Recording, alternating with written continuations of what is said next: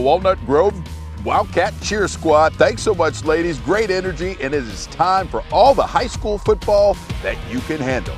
Hello again, everyone, and welcome to Friday Night Football, fifth quarter. It's Friday Night Lights. We got plenty coming your way. We've got the district opener here for Prosper Walnut Grove against Frisco Emerson. I'm at Prosper's Children's Health Stadium. It was homecoming tonight. A lot of fun tonight. Great game tonight for one school. We'll have highlights from this one, plus tons of highlights from across the area. And that includes our Friday Night Football offering. Mike Leslie on the call for a couple of state champions. That was Celina taking on Gunter. Meanwhile, our Michelle Montaigne, she was checking out Denton versus Richland. We'll check in with her from the sidelines. But right now, let's start right here with this one. It was the Wildcats of Prosper Walnut Grove taking on Frisco Emerson, the Mavericks, in their 4-5A Division II opener. And the home team would strike first in this one. PWG quarterback Hayes Hackney with a dart to Hayden Cooley. He gets into the zone. That makes it 7-zip Wildcats. They were just getting started, by the way. Hackney passing again. A strike over the middle to Zayden Crane, and it's 14-zip Walnut Grove trying to take control. Second quarter, Emerson down 21-zip, trying to cut into the lead, but from the one, they can't punch it in. It's a fumble. Wildcats recover, and we are going the other way. And on that ensuing drive, Cam Newton, no relation to the NFL great, finds a crease up the middle, and he is gone. 81 yards, showing form that made him so prolific a season ago. Wildcats led 28-zip at the half, and they go on to win big, 49-0. And let's talk a little more about Cam Newton, no relation, because he sure looks like he could have been related to the NFL great. He had a nice gain here, setting up the Wildcats' first touchdown. Then check out this second quarter grab. It turns into another long touchdown. Newton can do it catching and running, as we showed you earlier in the highlight. He had 3 touchdowns tonight. Cam Newton, no relation, rushed for more than 2,000 yards last season. Well on his way to doing it again. 168 rushing yards tonight brings his 3-game season total to 643. Cam Newton, no relation, a driving force in Walnut Grove's 3-0 start this season. Wildcats running back Cam Newton joining me now. Cam, talk about your performance tonight. You got off to a pretty good start, catching it for the long touchdown, and then you got going rushing-wise. What'd you think about tonight's game? I have to thank my QB, Hayes. He put me in the right position, and also I have to thank my coach. His scheming. Thank you. Coach put me in that position, and he was like, he believed in me, and I just had to do what I had to do. But it was a team effort. I have to give credit to the defense. It was just a good team win. Tell me about your motivation. What gets you going? What gets you started? What gets you in the right frame of mind to play as well as you do? I think about my team. I want my team to succeed. I want Walnut Grove to succeed. So I think about them, and they're my motivation. And I want the freshmen and sophomores on this team to have a fun year, and they're my motivation. And then finally, tell me about this Walnut Grove community, what it means to you playing for this football team. I mean, you saw it. It was packed. It's a special place here in Prosper, and I can't thank them enough, because I'm just blessed, man, to be in this position. Listen, you're close to 200 yards a game so far this season. Do you think you can crack that 2,000-yard mark yet again? Oh, I think so. I really think so. All right, Coach Allison joining me now. Listen, from the beginning of this game, Coach, you guys had it going. What'd you think about your team's performance? I was proud of them. They played really hard. We didn't make a lot of mistakes, but they played really hard, and this was a big game for us. And so, proud of the kids. It's a lot of fun. It's they work so hard, and so you just want to come out here and have fun on Friday nights, and that's what they did. When you think about where this program is, essentially still in its infancy, what are some of the hallmarks that you have to hit to try and build this program the right way? We don't even look at it that way. We just look at it in terms of showing up every day and being the best person, the best student, best athlete I can be. Do that every day, and we believe if we do that every day, we're going to be the best we can be when we show up to play, and that's what these kids do. That's what our philosophy was last year. We never dreamed about winning district. We never dreamed about that. We just wanted to show up and be the best we could be, and that's what we do. That's what we tried to do tonight, and we'll show up tomorrow and do the same thing. Listen, I know you foster a team effort, and I saw the way those guys rallied around each other. But I'd be remiss if I didn't ask about Cam Newton, because that young man is special, Coach. Yeah, he's special. He's special out of the womb when he was named Cam Newton, man. I'm telling you what, that kid's something else. And I'm telling you, there's some colleges sleeping on that kid. They've lost their minds because that kid is something else. And you got to see that tonight. You saw it last week. And he's a great player. We're fortunate to have a bunch of great players, but he's a pretty special one. And finally, Coach, I could be anywhere on this Friday night, but I like to be under the Friday night lights. Tell me about the community and what it's meant getting this program going here at Prosper Walnut Grove. Boy, let me tell you what. First of all, Prosper ISD, there's no better district in the country than Prosper ISD. Dr. Ferguson is the supreme leader, and Mr. Toth on our campus. And so this place is different. I say it all the time. There's nothing like Walnut Grove High School. It's different. You hear it in the stands. You see it in our student body. And we just want a big game, but more importantly, we have great kids. They're phenomenal kids, and they're that way in the hallways. And it's all of our programs. It's volleyball, basketball, the band, the drill. It's just who we are. We try to be the standard, and that is to every day be the best we can be as a person, student, and an athlete. Great stuff, Coach Allison. Thanks so much for the time. Great win tonight. Thank you. Appreciate you. Coach Tommy Allison, good stuff there. Elsewhere, 6A Power is doing battle. Forney at Waxahachie. The Indians get out of the gate quickly. QB Jerry Meyer with the deep ball to Cohan Brown. He hauls it in, setting up the game's first touchdown. Hatchie up 7-zip. That duo is dynamic. Second quarter now. Meyer looking and finding Brown again. This time it's a 44-yard touchdown strike, and the Indians had control up early, 14-zip. Forney has an answer, though. Nelson Peterson to Preston Jackson on the screen. The Jackrabbits get into the zone. They make it a 7-point game, down 14-7 in the second quarter, and they keep it that way thanks to this big hit from Landry Hopkins. He kept Waxahachie out of the zone there, but the Jackrabbits couldn't do it enough because Hatchie gets the win. The final there, 35-14. Next stop, the C.H. Collins Athletic Complex. Denton Geyer hosting North Crowley. Panthers jump on top early. QB DeMarcus Harris looking for Demarion Hayes. It's a 53-yard score, 7-zip. Panthers on top at that point. Geyer, well, they came to play too, though. This is Wildcat linebacker Caden Cobbs, who also plays running back. He rips off a 47-yard scamper, and we are all tied at 7. This turns out to be another great ball game on this night. Panthers come back. Harris to Mays again. This one covers 38 yards, setting up North Crowley at the 1. Jaden Shaw would take it from there, hitting pay dirt. This one, as I said, turned out to be close late, but the defending state champs from North Crowley, they get it done tonight, winning 28-27. All right, now it is time for our Friday night football game, and what a classic this was. A couple of state champions who also happen to be the top-ranked teams in the state in their respective classifications. Our Mike Leslie was on the call on Friday Night Football, and he joins us now with a rundown of Celina versus Gunter. Mike? Hey, Joe, thanks. Yeah, this was a special game tonight. Two teams that are very, very used to winning. As you mentioned, defending state champions.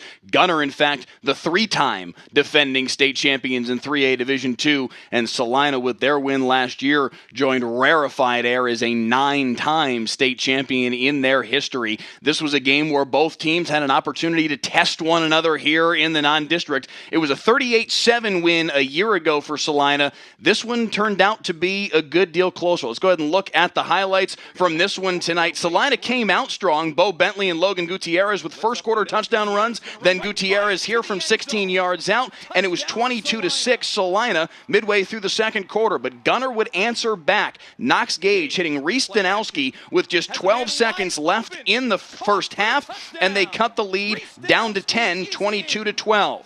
Third quarter now. Bo Bentley, the superstar that is on his way to Oklahoma, plunges in here for the 2-yard touchdown run, and Celina had reestablished a 17-point lead, 29-12.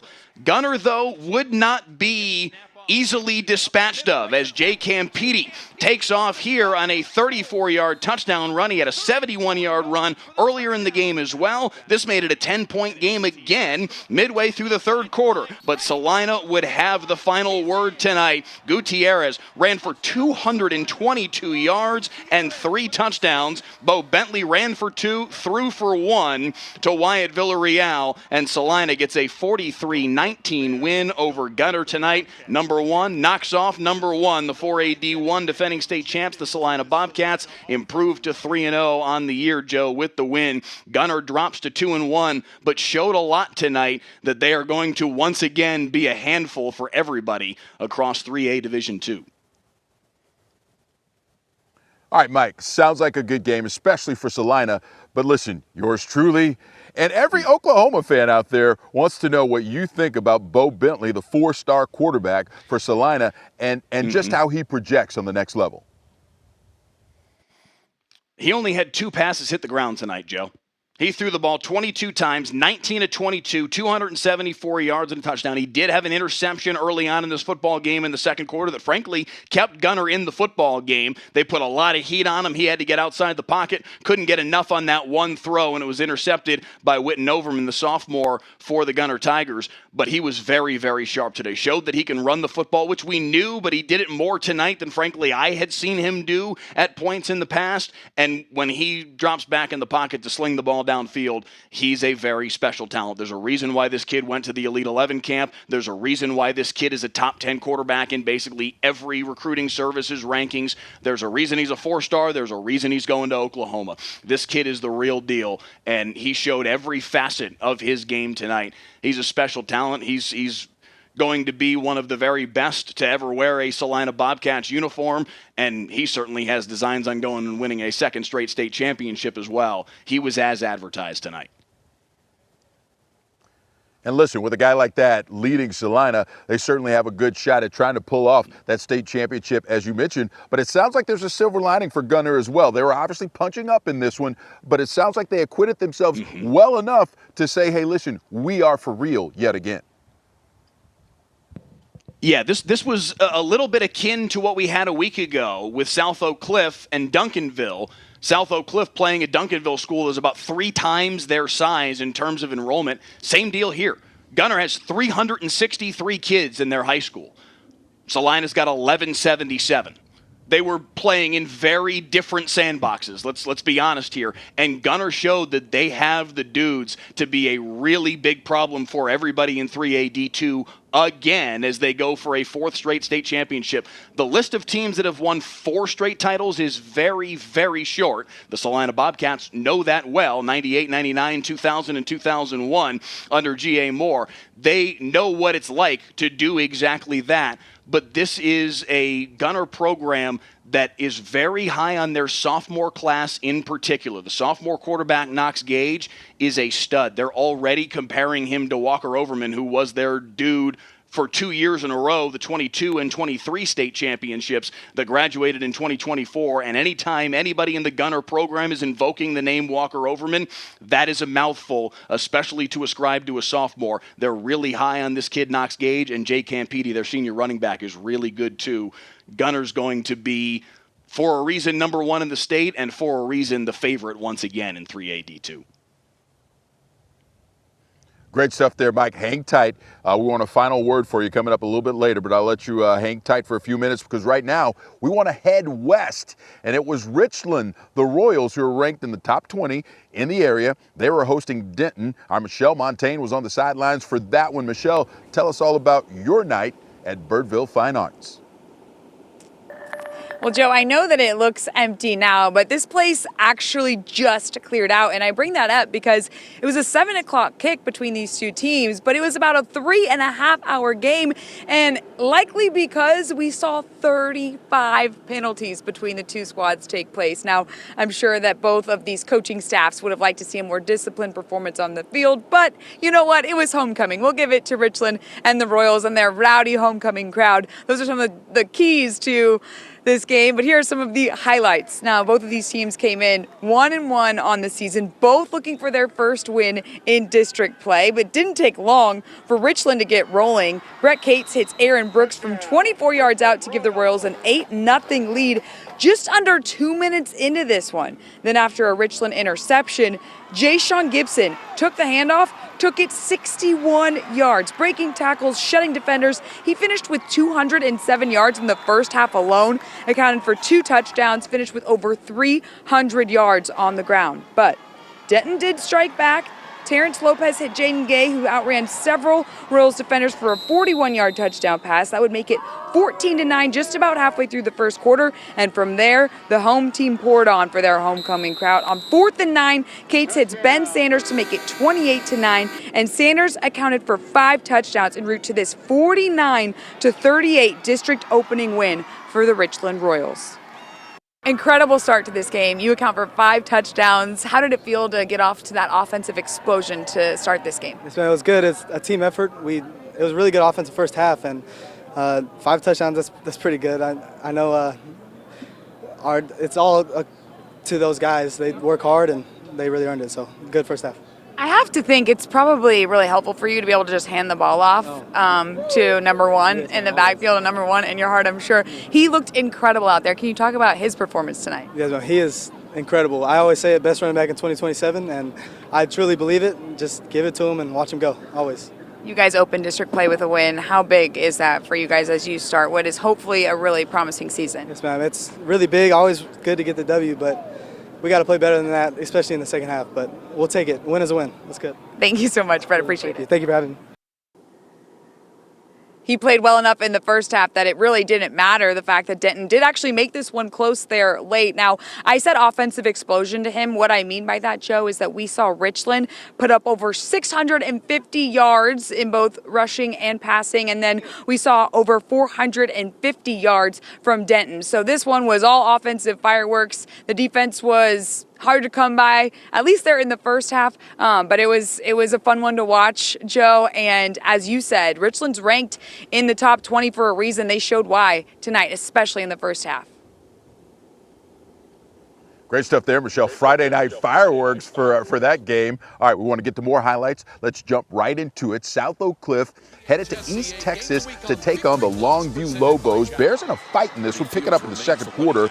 That's Cordy Fields. He takes it, and he's going to go 16 yards. And this one was tied 10-10 at the break. Another tight ball game on this night. Third quarter now, Longview facing 4th down, and it's Kylan Cummings. He breaks through. Lobos go back in front at 17-10. But after a field goal, Sock comes up big. They know how to win titles. They know how to win games. Jaden Williams to Dalvin Cook for the game winner. That's Delvin Cook. That made it 20-17, and Sock beats Longview again.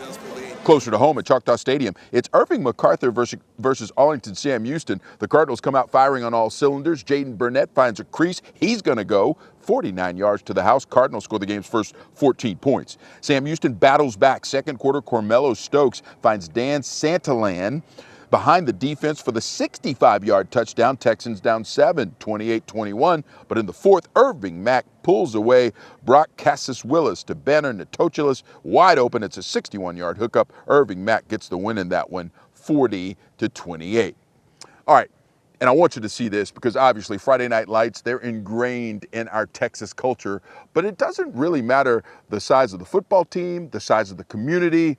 There's still juice, and there is still importance, and there's still connectivity on these Friday Night Lights, even for six-man football. Here's our Jobin Puneker. All right, Friday Night Football has a very different feel in a small town. We are in Palo Pinto County, 2 powerhouse six-man teams, 2 crosstown rivals. We're talking about Gordon and Strong. The only difference is Gordon is the home team, but they weren't really home.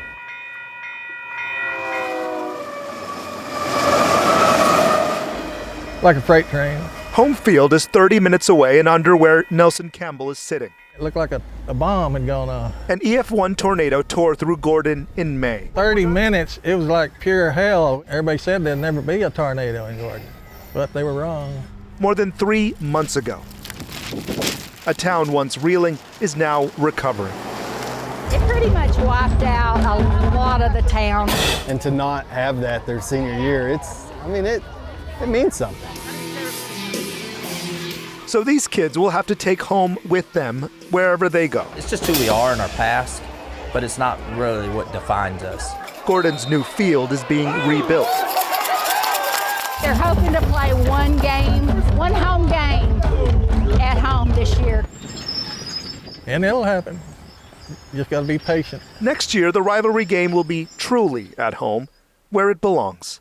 All right, Gordon scored on the opening kickoff, scored on the first 2 drives, never really looked back. Gordon 58-8, ended by mercy rule. We're reporting here in Palo Pinto County, I'm Jobin Puniker. Thanks so much, Jobin. Great stuff there. And listen, it's been a great night, especially when you compare it to a week ago with all the storms and all the lightning. We're back at it. We're up full go. We appreciate you joining us here on Friday Night Football, 5th quarter. That's actually going to do it. We're out of time. We had so much stuff we couldn't get back to Mike and Michelle. We're going to call it a night for tonight, but we'll be back next week at 10:40 right here on WFAA Plus with all the high school football you can handle. Thanks for joining us, everyone. That's Friday Night Football, 5th quarter for you. I'm Joe Trahan. Have a great football weekend.